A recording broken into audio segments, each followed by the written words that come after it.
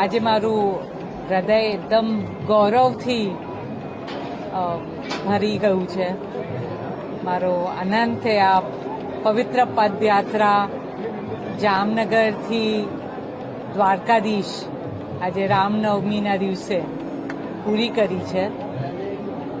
માનું દિલ એકદમ આનંદથી આનંદ છે.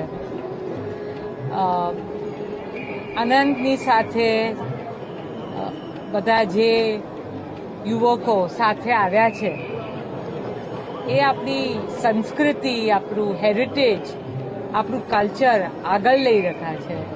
તો એને માટે મને ખૂબ જ ગર્વ થાય છે કે આ છોકરાઓ પણ આટલી નાની ઉંમરે આટલું બધું ભગવાનમાં માની અને 10 દિવસ ચાલ્યા છે.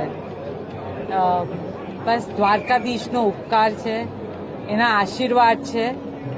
અને મુકેશને હું બસ બધા યુવકોને ખૂબ ખૂબ આશીર્વાદ આપીએ છીએ.